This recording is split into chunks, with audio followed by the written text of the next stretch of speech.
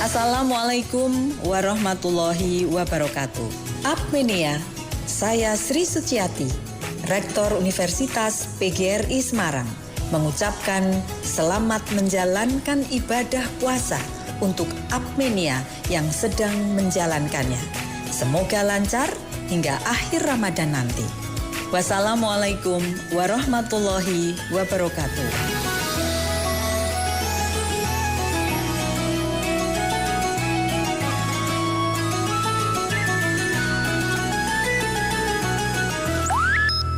Radio.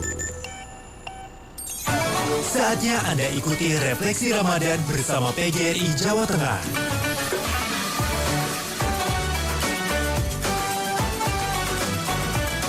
Assalamualaikum warahmatullahi wabarakatuh. 98.5 FM Up Radio, The Leading Station. Selamat siang, apa kabar Apmenia? Dan juga sedulur PGRI dimanapun Anda berada.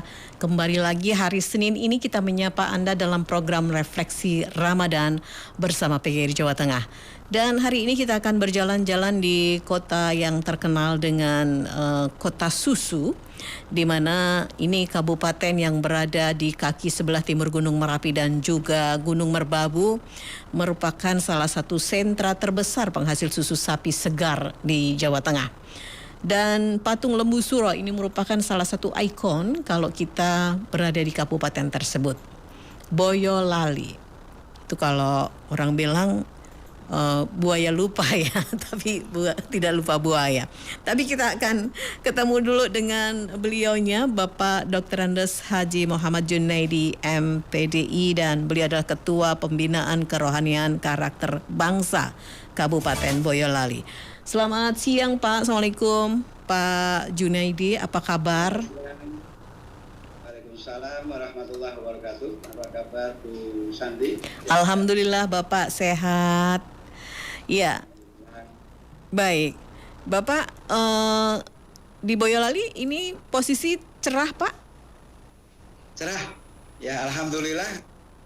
Selama ini pada hari ini kita cerah dan tidak jadi turun hujan. Kalau kemarin tuh sampai malam sampai tidak bisa tarweh ke masjid. Oh iya. Mudah-mudahan secerah kita semua kabarnya ya Pak ya. Kita sudah memasuki di pertengahan bulan suci Ramadan. Kalau tadi malam bisa melihat bulan itu bundar keluar-war gitu ya Pak ya. Nah Pak Junaidi, sebelum kita masuk ke refleksi Ramadan, Santi penasaran juga Pak dengan patung Lembu Suro, betul ya Pak ya? Ini lembu itu kan sapi ya? Betul Bapak. Ini namanya, iya. Kenapa namanya patung Lembu Suro itu Pak yang menjadi ikon Kota Boyolali ya Pak ya? Iya. Patung Lembu Suro itu berada di kawasan kantor Sekda Boyolali, dan di situ di dalamnya ada tempat untuk pertemuan, terutama kalau Dharma Wanita itu mengadakan pertemuan di dalam patung Lembu Suro itu. Oh. Iya. Di dalamnya ada tempat duduk. Aula. Ya, kapasitasnya kurang lebih ya sekitar 50 orang. Oh, jadi di dalamnya itu ada aulanya ya Pak? Tidak hanya patung besar gitu aja ya? Oh, ternyata menjadi salah satu ikon di Boyolali. Dan Boyolali ini juga Santi lihat punya itu pepaya yang besar juga itu ya Pak ya. Jadi banyak sekali pepaya juga, manis rasanya di sana. Pepaya Thailand, macam-macam. Oh ya, pantas aja ya. Di 2023 kemarin ini Boyolali mampu surplus 7-10 komoditas strategis ya Pak ya. Untuk swasembada pangannya ada padi, jagung, ubi kayu, kacang tanah, daging sapi dan lain sebagainya. Ini luar biasa ya. Baik, Pak Junaidi, di pertengahan bulan suci Ramadan ini sudah menjadi sebuah positioning kita ya sebagai muslim-muslimah yang menjalankan ibadah puasa Ramadan tentu saja Pak ya. Dan apa Pak yang bisa direfleksikan, dan kita akan memasuki 10 hari fase terakhir bulan suci Ramadan. Ya. Alhamdulillahirrahmanirrahim, kita mau masuk ke pertengahan di bulan Ramadan. Yang pertama itu memang kita memperingati adanya nuzulul Quran, turunnya kitab suci Al-Quran yaitu 17 Ramadan. Kemudian juga adanya Lailatul Qadar. Jadi inilah yang menjadikan motivasi umat Islam untuk menjalankan ibadah puasa mulai fajar siddiq sampai tenggelamnya matahari. Kemudian di malamnya juga diisi dengan sholat tarawih, kemudian tadarus Al-Quran, kemudian berzikir, kemudian memohon pada Allah untuk mendapatkan Lailatul Qadar. Jadi berlomba-lomba untuk melaksanakan ibadah, tidak hanya dijalankan di puasanya saja, tapi di malam hari kita menghidupkan di bulan Ramadan ini yang penuh berkah, penuh rahmat, dan penuh maghfirah. Itu Mbak Santi. Baik, dan alhamdulillah semua sehat walafiat ya Pak Junaidi ya. Iya. Baik, nah ini kalau berbicara tentang situasi yang ada, mungkin saudara-saudari Pantura kemarin kena musibah banjir ya Pak, dan disusul hari Jumat kemarin di agak ke timur lagi itu ada yang namanya gempa dan lain sebagainya. Di sana terasa nggak Pak ya waktu gempa Jumat kemarin Pak? Alhamdulillah ya tidak terasa. Tidak terasa. Jadi, ya. Adanya hujan itu sehingga mungkin tidak. Oh pas waktu itu hujan ya. Di Semarang cukup kencang juga. Ya baik Pak Junaidi, apa yang bisa direfleksikan dari tanda-tanda alam yang tentu saja datang tidak sesuai yang kita inginkan Pak? Ya itulah tanda-tanda alam di mana dunia ini sudah tua. Jadi kita harus senantiasa mendekatkan diri pada Allah Subhanahu wa taala. Bencana-bencana di sana sini, ada banjir, bahkan ada di Purwodadi itu ada yang namanya tanah bisa mengeluarkan zat yang begitu luar biasa. Leduku ya Pak?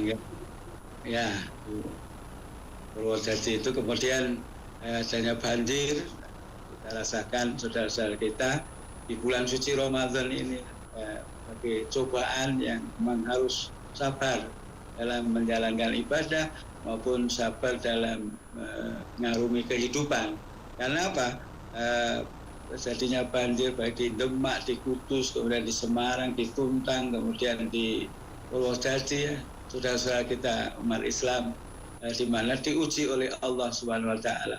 Bagaimana kedekatannya dengan Allah, bagaimana kita saling berkasih sayang, saling bantu membantu sesama anak bangsa yang satu dengan yang lain, kita sangat membutuhkan untuk saling tolong menolong gitu. Jadi di bulan Ramadan inilah banyak sekali cobaan-cobaan pada saudara kita, terutama di daerah Pantura. Ya, baik. Itu Mbak Santi ya. Di bulan Ramadan ini betul-betul diberikan kesempatan oleh Allah Subhanahu wa taala kita mempunyai mindset saja positive thinking ya Pak. Bagaimana diseimbangkan antara hablum minan nas dan hablum minallah. Dan mudah-mudahan ini menjadi dua perjalanan spiritual yang bisa dijalani oleh kita semua dan kita mampu menuju ke tingkat paling utama seorang makhluk, yaitu ketakwaan. Baik Pak Zainuddin, Pak Junaidi, kalau di Boyolali sendiri Pak, kegiatan yang sudah berlangsung dan ini Nuzulul Quran sudah berlangsung atau baru akan direncanakan Pak? Ya, baru persiapan untuk memperingati Nuzulul Quran. Hari kapan Pak? Apa yang disampaikan oleh Biro Kerohanian dari Jawa Tengah itu, kita tadarus Al-Quran, kemudian membaca Al-Quran, kemudian kita akan menyelenggarakan juga Nuzulul Quran, ya kecil-kecilan lah. Kalau situasi seperti ini memang kita sangat tergantung pada cuaca. Jadi kalau cuaca bersahabat, ya kalau kita pas menyelenggarakan biasanya kalau habis sholat tarawih itu banyak yang mereka tidak hadir karena mungkin adanya hujan dan sebagainya, maka biasanya kita iftar, jadi digabungkan dengan iftar, jadi buka bersama, kemudian kita isi dengan Nuzulul Quran. peristiwa Nuzul Quran itu kita sampaikan. Rencananya kapan ini, Pak? Ini setelah tanggal 17 Ramadan nanti. Setelah tanggal 17 Ramadan ya. Jadi belum dilaksanakan ini ya, Pak Junaidi ya? Belum. Iya, baik. Persiapan dulu. Iya. Nah, ini teman-teman di Boyolali tetap bisa mengikuti program dari provinsi, PGRI provinsi dan juga kota sendiri ada kegiatan di Ramadan ini, Pak. Ya, Kabupaten. banyak sekali kegiatan. Ya, terutama kita safari Ramadan untuk menjadi imam dan penceramah di masjid-masjid seperti di Masjid Agung Boyolali. Kebetulan saya juga sebagai ketua takmir Masjid Agung. Iya. Yang terletak di Kabupaten. Komplek Rumah Dinas Bupati Boyolali dan sekaligus di situ banyak sekali para wisatawan lokal yang melihat seperti di kebun binatang itu. Di situ ada rusa, ada ayam, ada betul. untuk bermain anak-anak, kemudian di situ juga ada museum arsa. Kalau mereka capek kemudian istirahat di Masjid Agung, ya, kemudian juga ada yang ikut iftar atau ikut berbuka puasa bersama di Masjid Agung Boyolali. Baik. Itu memang rumah bupatinya terbuka ya, Pak ya. Artinya masyarakat bisa, saya pernah mampir di masjid dan kemudian melihat jajan di situ banyak ya, anak-anak jadi suka dan itu rumah dinasnya dibuka untuk masyarakat ya, Pak. Sehingga perkumpulan masjid itu menjadi sebuah wadah perkumpulan umat itu juga terjadi di situ ya, Pak Junaidi ya. Kemudian juga di sepanjang Jalan Merbabu ini banyak penjual-penjual yang berdatangan di pinggir-pinggir jalan itu untuk menjajakan berbuka puasa, makanan berbuka puasa. Baik makanan, minuman itu banyak sekali. Kalau sudah habis asar itu banyak pengguna jalan di situ sehingga terjadi kemacetan sampai di patung siaga. Jadi menjadi sebuah pemandangan sore hari ini, Pak ya. Kalau menjelang berbuka puasa di sana sangat ramai sekali sampai macet juga ya. Padahal Boyolali biasanya sepi dan santai ya, Pak. Perjalanan lancar gitu ya, Pak ya. Dan kecil yang sepi gitu. Benar. Tapi kalau hujan ya pedagang banyak yang rugi. Iya benar, Pak. Kalau hujan deras gitu kan pedagang terus tutup, tidak ada yang membeli. Oke. Sehingga baik. Ya. Pak Junaidi, ini kalau kegiatan di sekolah masih berlangsung, Bapak, sampai kapan ya anak-anak? Kalau kegiatan di sekolah ini atau di madrasah itu adanya asesmen madrasah. Jadi kalau kita lihat itu ujian sekolah bagi kelas 12. Kemudian untuk kelas 10 dan 11-nya itu belajar di rumah. Gitu. Oh iya. Oh iya, ini kelas berapa, Pak, tadi yang ujian sekolah? Kelas 12. Kelas 12 kalau ya. Kalau di SMP ya kelas 9. Sekarang sudah di SMP atau madrasah sanawiyah itu juga mengadakan asesmen madrasah atau ujian sekolah gitu istilahnya. Oh, sekarang namanya asesmen ya, Pak ya? Ya, asesmen madrasah. Karena itu untuk kenaikan bagaimana nanti dia akan meneruskan pendidikannya. Baik. Betul. Kalau di Boyolali ini juga banyak tempat-tempat wisata ya, Pak ya? Banyak tempat-tempat wisata alam terutama. Wisata alam di Taman Indrekilo itu banyak sekali pohon-pohon yang beraneka ragam. Kemudian di situ banyak kuliner juga. Kemudian juga ada ya kecil-kecilan kebun binatangnya. Kemudian ada yang menyewakan sepeda. Kemudian ada yang menyewakan sepeda motor, ada sepeda menggunakan listrik. Nah ini di sana sangat menarik sekali itu, Mas, di Taman Indrekilo itu. Kemudian juga di lereng Merapi ya, terutama di Selo itu kan. Ya, ada New Selo, kemudian ada tempat-tempat untuk rekreasi, melihat keindahan pegunungan yang ada di Kecamatan Selo, Kabupaten Boyolali yang kira-kira jaraknya ya sekitar 10 kilo dari kota Boyolali. Jadi nggak jauh ya Pak ya? Di sana ada Jauh. juga Cepoko Cheese Park gitu ya. Teman-teman Ya. yang suka banget jalan-jalan ke sana itu sama anak-anaknya itu ke Cepogo katanya. Itu di Betul. daerah Selo ya itu Pak. Pasar sayur itu Oh, iya. jam sekian sudah mulai. Murah banget Pak, Sampai- wortel 5 sampai kilo, banyak. 20.000 Pak. Iya betul. Di situ wortel, kemudian kubis, kemudian Brokoli. buncis, brokoli, banyak sekali yang jual di situ. Betul. Dan murah itu karena langsung dari petaninya. Iya, benar Pak. Saya jalan ke Selo waktu itu, mampir ke Cepogo, mampir ke pasar itu, saya kaget. Wortel 5 kilo itu cuma 20.000 Pak. Kemudian beli mangga waktu itu, musim mangga juga 1 kilonya hanya berapa ribu gitu ya. Kita, waduh lah ini kalau pulang ke Semarang bisa buat kulaan ya ini. Jadi ini kok Mbak, jadi di pasar Cepogo itu kekurangannya apa? Apa Pak? Kalau kekurangannya labu Jepang misalnya, ngambilnya dari Karanganyar. Oh ya. Ya misalnya kalau masalah kekurangan loncang atau Pedri. bangkul dan sebagainya, itu ngambilnya dari Bandungan. Jadi muter saja itu, sayur itu muter saja. Oh iya ya, di situ-situ aja gitu ya Pak ya. Iya. Jadi misalnya Karanganyar atau Tangmang itu kekurangan apa, sayur apa, ambil dari Selo gitu. Iya. Finishnya itu di pasar gede, jadi orang yang pulaan yang besar-besaran itu di pasar gede atau pasar di Solo itu. Oh iya. Jadi emang betul ya di sana itu murah-murah banget karena memang dari petaninya langsung ya Pak. Itu molen yang di depan masjid itu juga enak tuh Pak. Molennya macam-macam rasanya. Jadi kita kalau jalan-jalan itu kulineran ya Pak. Cari kas-kas yang memang sangat luar biasa ya.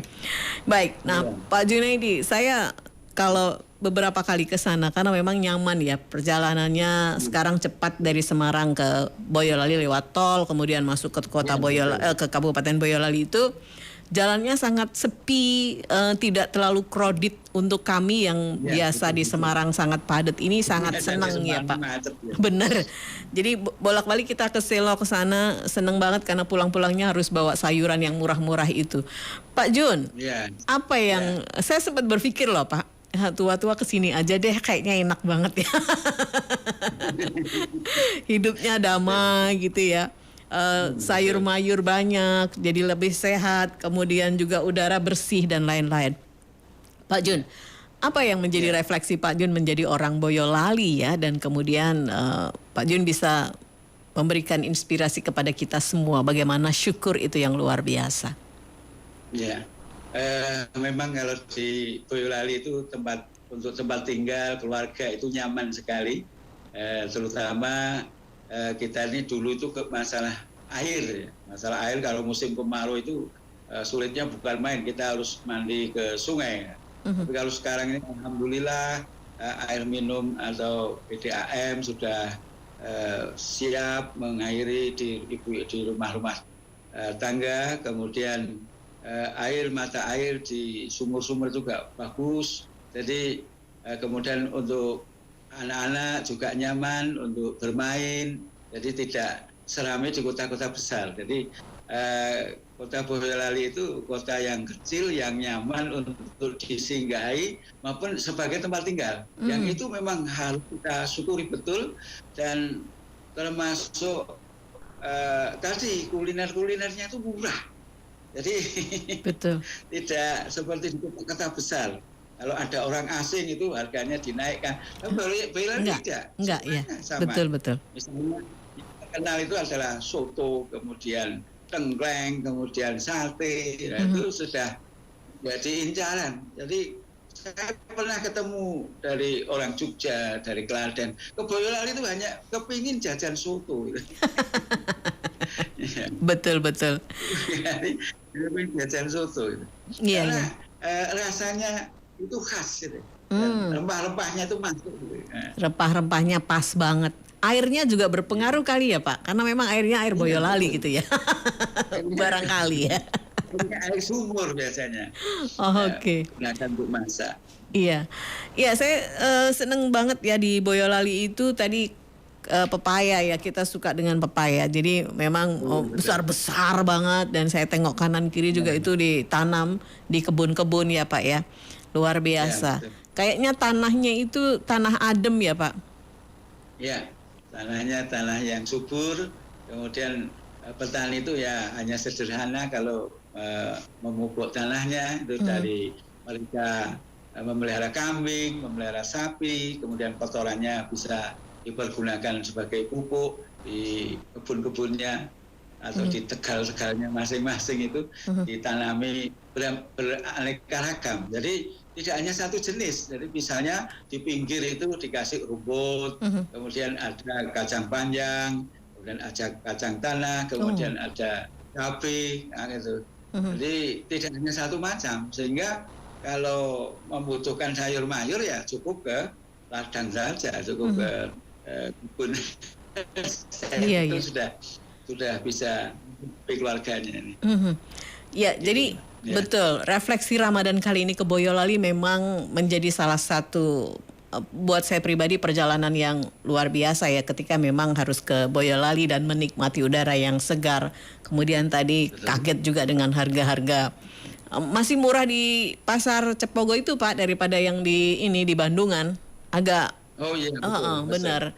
Jadi agak kaget juga harga-harga itu dan bagus ya. Artinya pedagang itu mau menunjukkan ini yang kecil, ini yang besar, kemudian ini yang manis dan lain sebagainya itu betul-betul dibukain gitu ya. Nah ini gimana Pak? Memang kalau banyak sekali pedagang-pedagang dari luar Boyolali yang pulaan di pasar sayur Cepogo itu. Bahkan ada yang membawa truk, ada yang bawa mobil, ada yang hanya sekedar wisata ke situ, kemudian mampir membeli sayur mayur, banyak sekali. Jadi 24 jam, Mbak.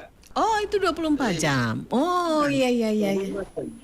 Mulai sekarang ini sudah banyak sekali yang pulaan di sana. Jadi kemarin takut sudah tutup gitu ya, buru-buru turun dari Selo gitu, nggak taunya 24 jam ya Pak ya. Oh, tahu gitu Mas santai-santai aja ya. Baik, iya. Pak Junaidi, ini sebagai Ketua Pembinaan Kerohanian dan Karakter Bangsa di Kabupaten Boyolali Pak, apa sih Pak yang dilakukan oleh Pak Junaidi bersama tim ini di PGRI, terutama Pak untuk anak-anak didik Pak di sana Pak? Ya, kami mengumpulkan teman-teman untuk senantiasa mendidik putra-putrinya dengan sebaik-baiknya. Kan kita mayoritas itu guru, sehingga digugur dan ditiru. Jadi kalau mengajarkan itu ya apa yang diucapkan, apa yang diperbuat itu sesuai dengan apa yang dikatakan, kemudian dilaksanakan oleh murid-muridnya.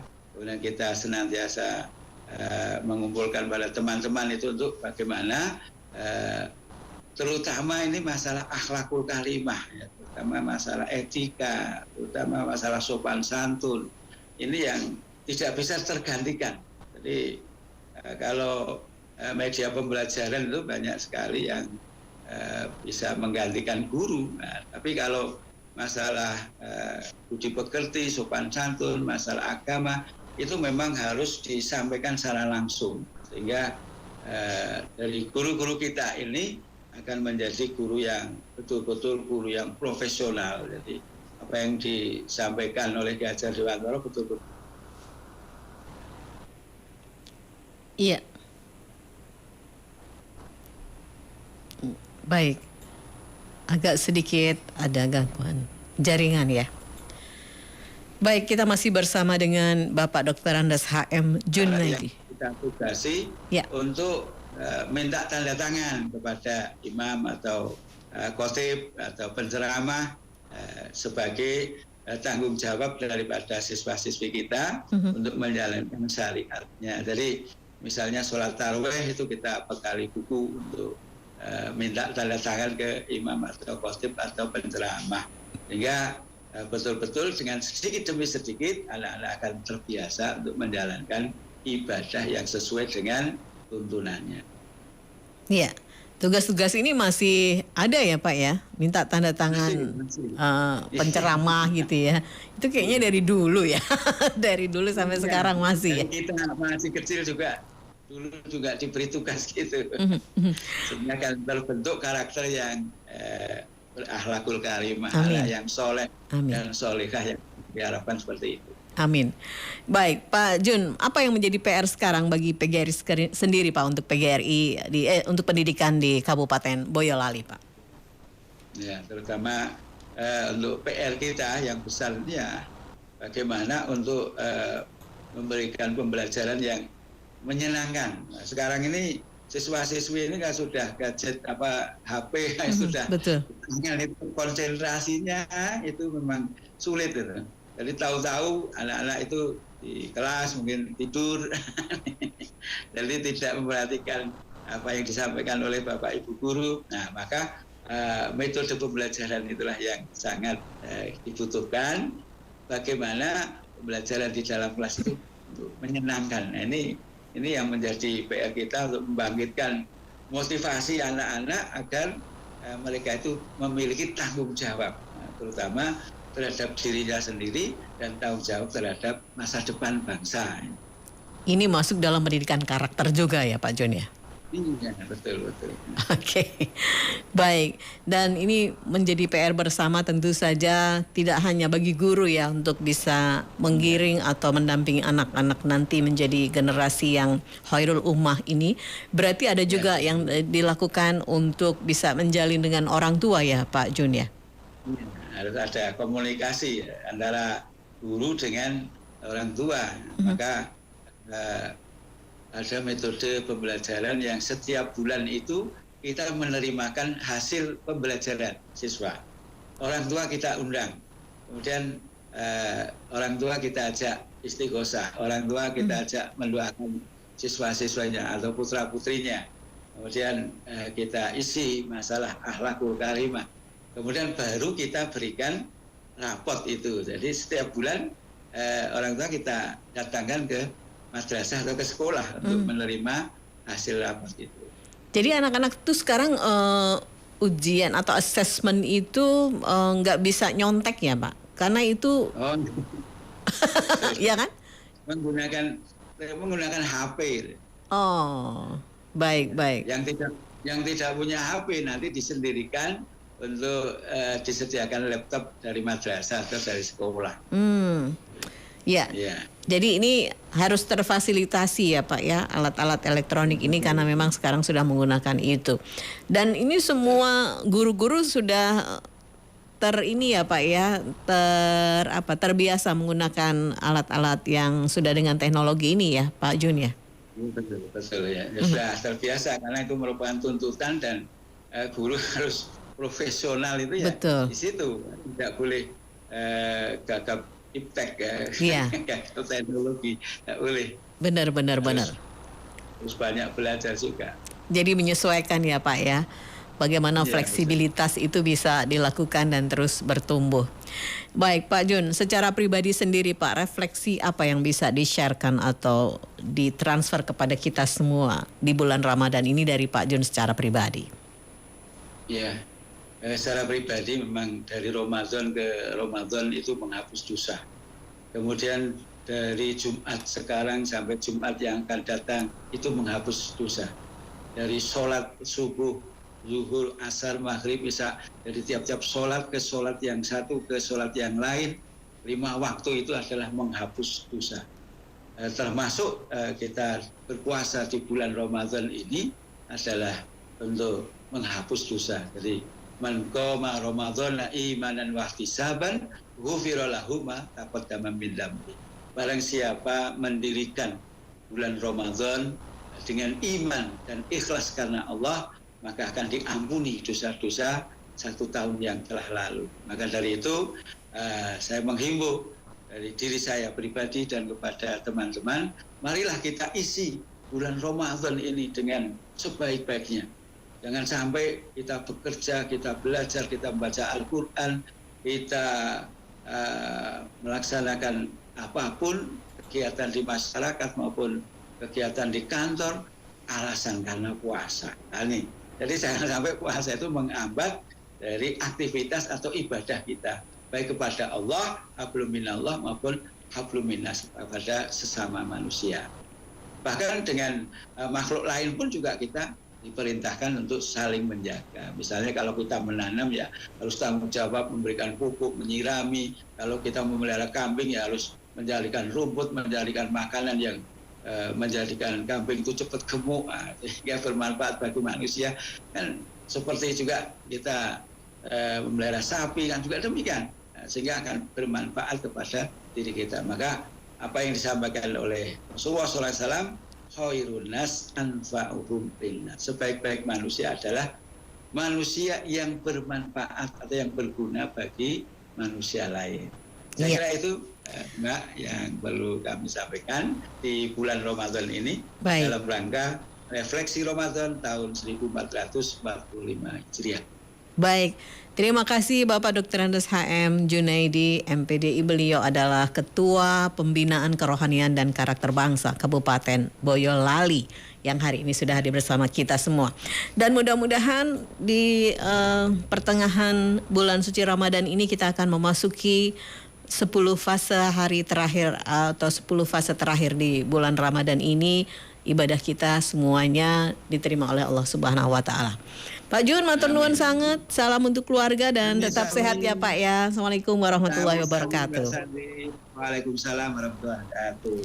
Baik, Apmenia dan juga sedulur PGRI di seluruh Jawa Tengah, baru saja kita bersama dengan Pak Junaidi dari Boyolali ya dalam refleksi Ramadan.